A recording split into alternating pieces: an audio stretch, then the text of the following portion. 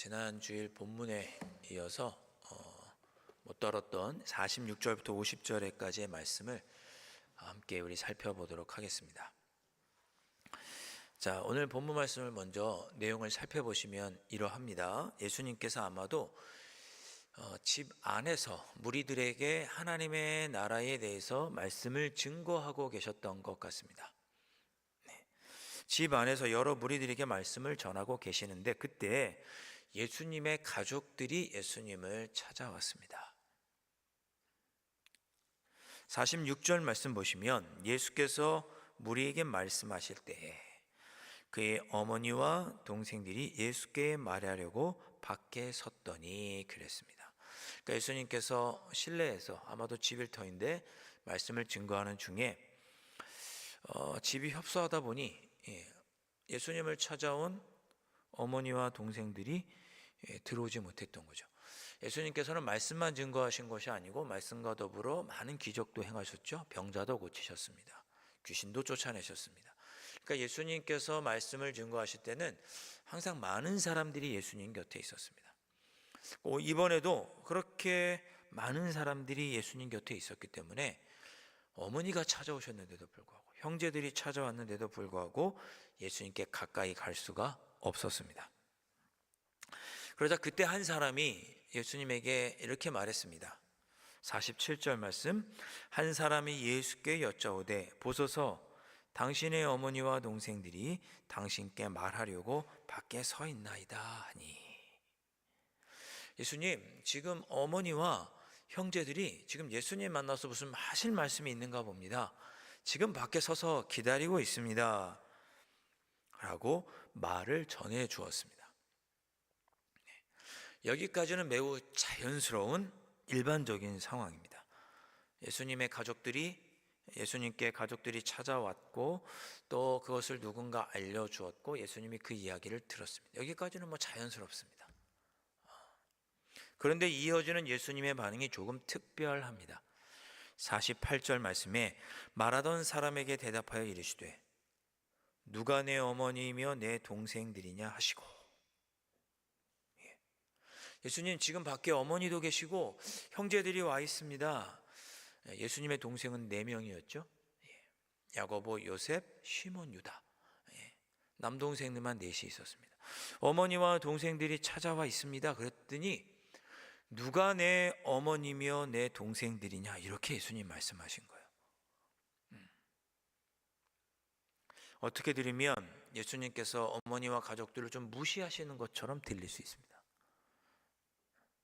여러분, 제가 여러분 댁에 신방을 딱 갔는데 문 밖에 딱 서 있는데 이웃에 있는 사람이 들어가셔서 지금 밖에 강남제일교회 목사님 서 계신 것 같은데요? 딱 그랬더니 누가 강남제일교회 목사예요? 여러분이 만약 그러시면 제가 딱 들으면 기분이 어떻겠어요? 슬프겠죠. 서운하지 않겠어요?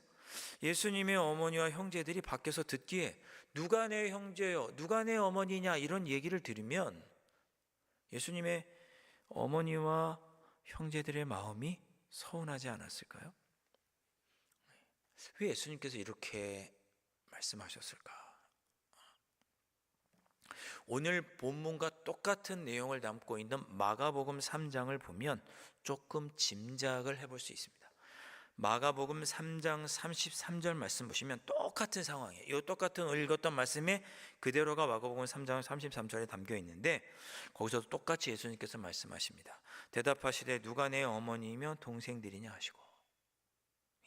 예수님께서 이 이야기를 하시기 한 10절 앞에 마가복음 3장 21절을 보시면 다음과 같은 사건들이 있었습니다. 예수님께서 또 어느 집에서 많은 사람들에게 말씀을 전하고 계셨는데 마가복음 3장 21절 말씀을 보면 예수의 친족들이 듣고 그를 붙들러 나오니 이는 그가 미쳤다 하밀러라 라는 말씀이 마가복음 3장 21절에 기록되어 있습니다. 그러니까 예수님의 가족들은 예수님께서 귀신을 고치거나 몰아내거나 병자를 고치거나 하나님 나라를 선포하는 일을 그가 미쳤다라고 평가했습니다. 귀신을 쫓아내는 것도 미친 것이고 미쳐서 그러는 거야. 미쳐서 그가 말하는 하나님 나라의 복음도 그가 제정신이 아닌 거야. 미쳐서 그런 거야 라고 가족들이 생각했습니다. 네가 지금 교회 가겠다고? 네가 미쳤구나. 가족들이 그렇게 그리스도인들을 핍박하는 그런 상황이라고 보시면 됩니다. 요한복음 7장에도 비슷한 사건이 나옵니다. 요한복음 7장 1절부터 5절 말씀에 보면 무슨 일이 있었냐면, 예수님께서 갈릴리 지역에서 하나님 나라를 전파하시고 병자들을 고치시고 그러자 유대인들이 예수님을 죽이려고 합니다. 그랬더니 그때 가족들이 예수님께 나와서 이런 이야기를 합니다. 요한복음 7장 3절 말씀에 그 형제들이 예수께 이르되 당신이 행하는 일을 제자들도 보게 여기를 떠나 유대로 가소서. 그 7장 5절 말씀에는 이는 그 형제들까지도 예수를 믿지 아니함이로라 라고 기록되어 있습니다. 당신이 그런 기적을 행하고 하나님 말씀을 증거하는 것 때문에 핍박을 받고 있고 우리 가족들도 그것 때문에 피해를 보고 있으니 우리를 좀 떠나달라.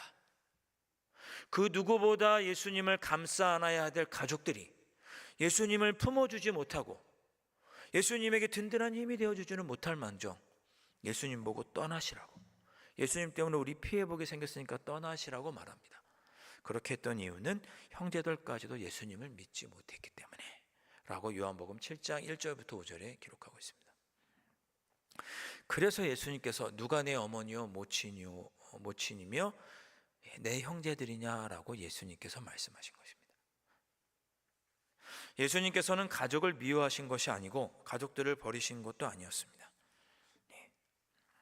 나중에 사도행전 1장 14절 말씀을 보시면 예수님께서 부활하시고 승천하신 후에 예수님의 어머니와 형제들이 함께 모여서 기도합니다. 예수님께서 부활하신 이후에는 예수님을 메시아로 받아들이신 거죠. 처음에는 예수님을 미쳤다고 하고 예수님을 메시아로 믿지 않았지만 나중에는 예수님을 메시아로 받아들이고 예수님께서 승천하신 이후에는 함께 마가의 다락방에 모여서 기도합니다. 그리고 예수님의 바로 밑에 동생이었던 야고보는 야고보서를 기록한 초기 예루살렘 교회의 지도자였고, 그리고 예루살렘 교회 사도 바울과 더불어서 예루살렘 교회를 지도하는 훌륭한 지도자가 되었습니다. 자, 오늘 예수님께서 하신 이 말씀의 의미는 무엇일까? 49절부터 50절 말씀 제가 다시 한번 읽어보겠습니다. 손을 내밀어 제자들을 가리켜 이르시되 나와 어머니와 나의 동생들을 보라. 누구든지 하늘에 계신 내 아버지의 뜻대로 하는 자가 내 형제요 자매요 어머니이니라 하시더라. 이 말씀에서 예수님의 아주 강력한 의지를 우리가 읽을 수가 있습니다. 아주 강력한 의지를 읽을 수 있어요. 첫째, 예수님은 가족들이 메시아로 오신 예수님께서 하나님 나라를 전파하실 때 그 일을 방해하는 것을 그대로 두지 않으셨습니다.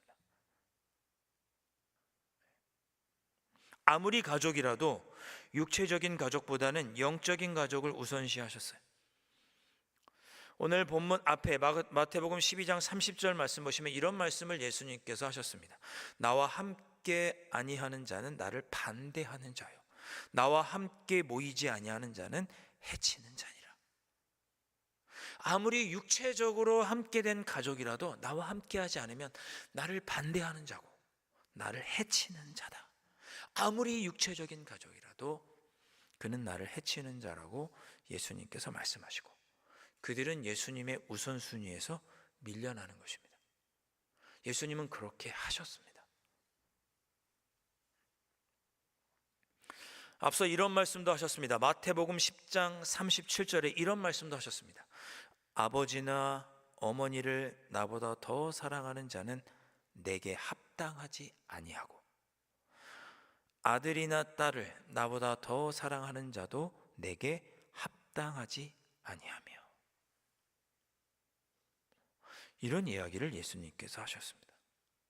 어려운 말씀이죠. 두려운 말씀이기도 합니다. 아무리 사랑하는 가족이라도 하나님의 뜻이 우선이 되어야 된다라고 하는 말씀을 예수님께서 하시는 거죠.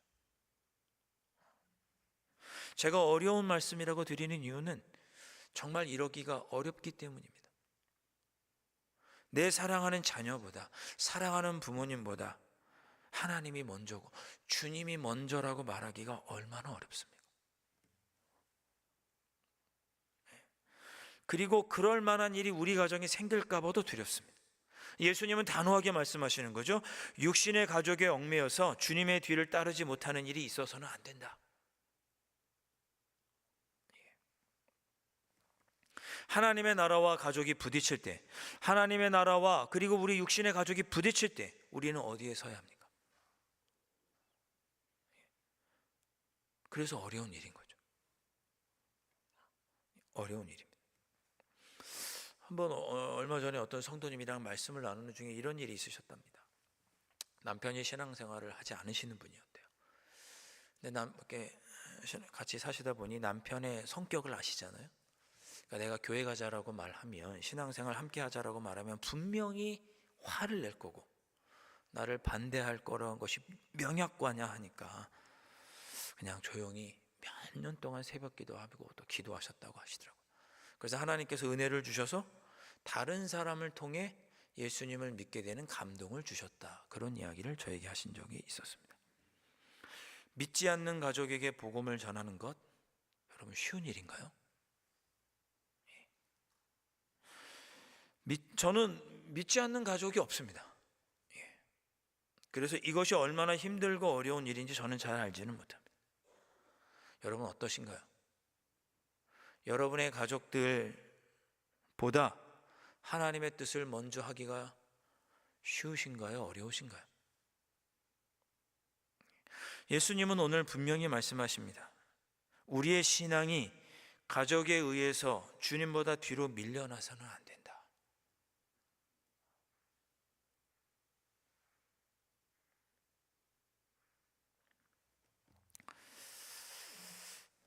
쉽지 않은 일입니다. 쉽지 않은 일이에요. 그것이 49절과 50절에 하신 예수님의 말씀의 의미입니다. 가족이 하나님의 나라보다 우선되어서는 안 된다. 아주 단호하게 이야기하셨고, 두 번째로 예수님께서 하신 말씀의 의미는 뭐냐? 50절 말씀에 이렇게 하셨죠. 누구든지 하늘에 계신 내 아버지의 뜻대로 하는 자가 내 형제요 자매요 어머니이라 하시더라. 예수님은 누구든지 예수님의 영적인 가족이 될 수 있다고 말씀하셨습니다. 아버지 하나님의 뜻을 행하는 사람은 누구나 예수님의 가족입니다. 여러분, 가족은 어떤 공동체죠? 네. 사랑의 공동체, 우리 이렇게 말하지 않나요? 네. 제가 오늘 우리 가정이 어떤 가정이 되어야 된다 이 얘기를 드리려고 하는 것은 아닙니다. 방금 말씀드렸던 것처럼 누구나 피부색이나 성별이나 국적과 관계없이 누구나 하나님의 가족이 될 수 있습니다. 하나님 아버지의 뜻대로 하는 자는 누구나 다 우리 주님의 가족이 될 수 있다는 말씀입니다. 마태복음 12장을 쭉 살펴보면 예수님은 자신이 안식일의 주인이라고 말씀하셨습니다.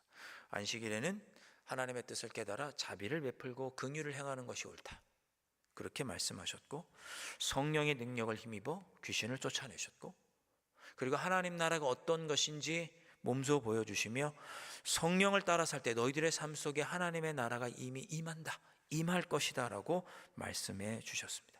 나는 그것을 증거하러 온 참 메시아이고 하나님의 아들이라고 예수님은 말씀해 주셨습니다. 예수님께서 참 하나님이여 메시아이신 것을 부인하고 믿지 않는 육신의 가족들보다, 비록 육신의 가족은 아니지만 이러한 예수님을 믿고 받아들이는 자가 진정한 가족이라고 말씀하신 것입니다. 하나님의 뜻을 따라 자비롭고 긍휼로운 사람, 하나님의 뜻을 따라 예수 그리스도께서 보여주신 그 하나님의 나라를 살아가는 사람, 성령의 능력으로 살아가는 사람, 예수님을 나의 구주로 고백한 사람, 그 사람이 육신의 가족은 아니더라도 진정한 예수님의 가족이라고 예수님은 말씀하십니다. 그렇게 예수님을 믿고 받아들여서 하나님의 뜻을 행하며 살아가는 사람들이 누구냐? 그리스도인이고, 조금 넓게 보면 이 땅의 교회입니다. 교회. 그러니까 우리는 교회에서 형제님, 자매님 할 수가 있는 거죠. 여러분, 우리는 예수님의 가족입니다. 하나님의 자녀입니다. 그러니 우리는 당연히 서로 사랑해야 하고, 당연히 하나님께, 우리를 사랑하시는 하나님께 영적 필요를 공급해 주실 것을 요청할 수 있습니다. 가족이니까. 제가 전에도 말씀드렸지만 공산주의의 창신자인 막스라고도 부르고 마르크스라고도 하고 그러죠. 독일 사람입니다. 영국에서 죽었나요? 마르크스가 생각하던 꿈꾸던 사회가 있었습니다. 이 세상이 함께 일하고 함께 나눠서 사용하면, 서로 분배해서 그렇게 살아가면 정말 살기 좋은 유토피아가 될 것이다 라고 생각을 했습니다. 함께 일하고 함께 나누는 거죠. 공평하게 나누는 사회가 되면 참 좋은 이상적인 사회가 될 것이다 라고 그가 생각했습니다. 근데 그의 생각은 너무나 이상적인 생각이었죠. 인간은 죄인이고 이기적이고 욕심이 많습니다. 하나님과 같아지려고 할 만큼 욕심이 많죠. 에덴 동산에서도 그 부족할 것이 없는 곳에서도 하나님과 같아지려고 하는 욕심이 가득했던 사람들, 그런 존재가 인간이었습니다. 인간의 욕심, 하나님과 같아지려는 욕심 때문에 죄가 들어왔고, 그래서 인간은 악하고 인간은 죄인입니다. 그런데 내가 일은 내가 하지만 돈은 다른 사람에게 나눠준다? 인간에게는 있을 수가 없는 일입니다. 내가 번 돈을 다른 사람이 쓴다? 욕심 많은 인간에게는 가능하지 않은 일입니다. 그런 사회는 공평하지도 않고 정의롭지도 않고 사랑도 아닙니다. 그런 세상은 이루어질 수가 없습니다. 딱 하나 그런 세상에 그런 공동체가 있습니다. 어디입니까? 가족입니다. 돈은 내가 버는데 쓰는 것은 자녀들이 있습니다. 가족은 그렇게 합니다. 자녀에게, 배우자에게, 부모에게 이렇게 합니다. 돈은 내가 벌지만 쓰는 것은 자녀이고 배우자고 부모입니다. 다른 이유가 없습니다. 가족이기 때문에 허용이 됩니다. 그런 것입니다. 가족은 우리가 이 땅을 살아가는 동안에 죄인으로 아무것도 없이 살아가도 우리 하나님께 간구할 수 있습니다. 왜? 하나님이 우리 가족이시니까. 그런 공동체가 하나 더 있죠. 어딜까요? 교회입니다. 교회에서 우리가 내는 헌금으로 우리의 자녀들이 혜택을 받습니다. 성도들이 내는 헌금으로 성도 간에 서로를 돌보고 아무런 조건 없이 호의를 베풉니다. 그리고 하나님의 일을 합니다. 그를 아까워하지 않습니다. 그런 공동체는 가족과 교회밖에 없습니다. 왜? 우리는 가족이니까. 하나님을 아버지로 한 가족이니까. 내가 낸 헌금으로 저 영아부 아이가 맛있는 과자를 먹는 것만 보아도 기쁜 것이죠. 가족이니까. 자녀들이 돈을 사양하는 것이 아까운 부모가 있을까요? 아깝기도 하시겠죠. 그러나 줍니다. 자녀들이 사업하겠다고 부모님께 도움을 달라고 하면 매몰차게 거절하시는 분이 어디 있어요? 아깝더라도 베풀어 주시죠. 가족이니까, 자녀니까. 교회에서 성도들에게 사랑을 베풀고 우리의 자녀들을 믿음으로 양육하는 것, 복음을 전하고 선교하는 일이 아까울 수도 있겠죠. 그러나 그건 해야 되는 일이라는 것을 우리가 알지 않습니까? 가족이니까.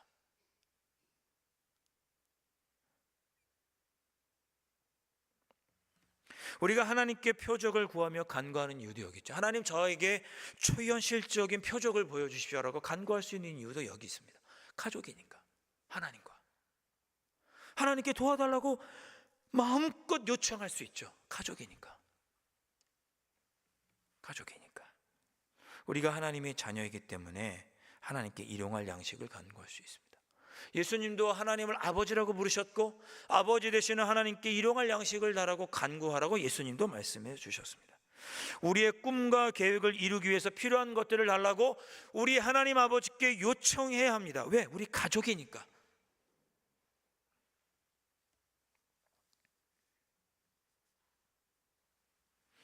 자, 이제 여러분에게 거꾸로 한번 물어보겠습니다.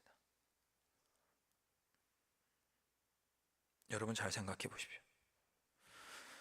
우리가 하나님께서 우리의 가족이기 때문에 하나님께 이것저것 많은 것들을 간구합니다. 은혜를 베풀어 주시기를 원하고, 또 사랑을 베풀어 주시기를 원하고, 돌보아 주시기를 원하고, 우리의 꿈과 계획, 바라는 모든 것들을 응답해 주시기를 원합니다. 가족이니까. 그러면 거꾸로 여러분은 하나님을 아버지라고 가족이라고 생각하신다면, 이런 표현이 마땅한지 모르겠는데 하나님께 효도하십니까? 하나님의 뜻이 무엇인지 물어보십니까? 자녀된 도리로 당연히 부모님의 마음을 헤아리고 살펴드리는 것이 효도라면, 여러분은 하나님 아버지의 마음을 헤아려 보셨습니까? 우리 강남지교를 향한 하나님의 뜻은 헤아려 보셨습니까? 여러분 자신을 향한 하나님의 뜻은 헤아려 보셨습니까? 가족이라면 헤아려 보셔야죠. 받기만 하는 가족이에요? 하나님께? 가족들 중에 형제들끼리 다투면 부모님의 마음은 아픕니다. 형제들끼리 다투면 부모님 마음이 아파요. 형제들끼리 우애하는 것이 효도입니다. 하나님을 아버지라고 부르신다면 우리는 하나님이 기뻐하시는 일을 해야죠. 우리 강남지교회가 하고 있습니까? 형제끼리 우애합니까? 가족이시라면서요. 하나님 마음 헤아려 드려야죠.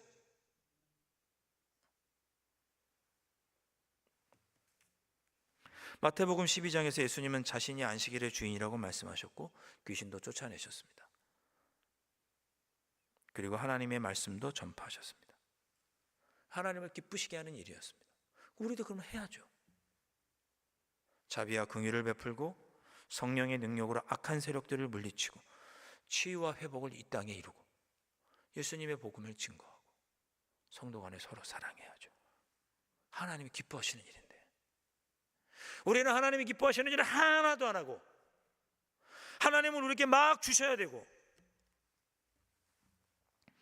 그래도 주시겠죠. 그러나 건강한 가족은 아니죠.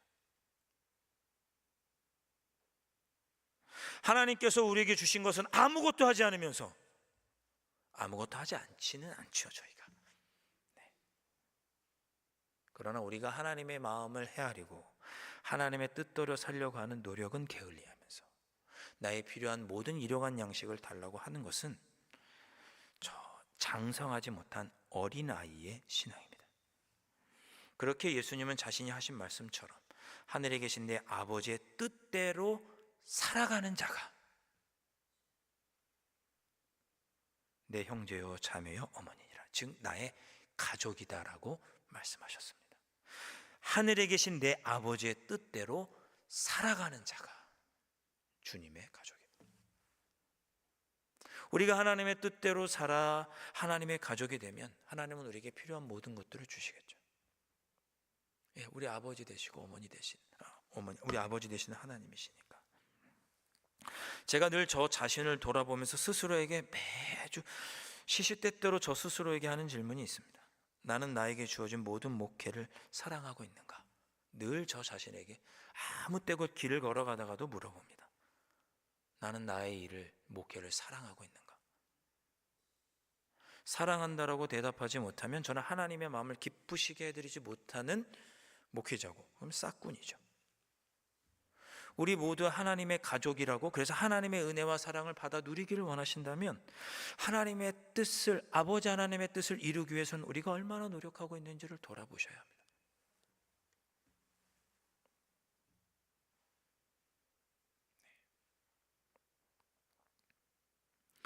우리는 하나님의 가족입니다. 하나님의 무한한 사랑과 측량할 수 없는 사랑을 누릴 자격이 우리에게는 있습니다. 마음껏 하나님께 간구하십시오. 우리 아버지시니까. 그리고 우리 아버지 하나님의 뜻이 무엇인지도 헤아리십시오. 어떻게 하는 것이 하나님의 뜻일까? 어떻게 하는 것이 하나님의 마음을 기쁘시게 해드리는 일일까? 때로는 이렇게 하는 것이, 저렇게 하는 것이, 어떻게 하는 것이 하나님을 기쁘시게 해드리는 일일까? 내 생각과 다를지라도 하나님의 뜻은 그것이라면 내가 해야 하나님이 기뻐하신다면 그것을 행하는 우리가 되어야 하겠죠. 때로 그것이 육신의 가족보다 우선하는 일이라 할지라도 하나님의 마음을 헤아려 드리는 일을 해야 한다고 예수님은 우리에게 말씀해 주십니다. 그래서 어렵습니다. 그래서 힘들고 그런 상황을 마주칠까 봐 두려운 것입니다. 우리의 자녀와 우리 하나님이 부대칠까 봐. 그런 일이 없었으면 좋겠는 거죠. 하나님을 모른다고 할 만한 육신의 가족들의 일이 나에게 생길까 봐. 그게 무서운 거죠.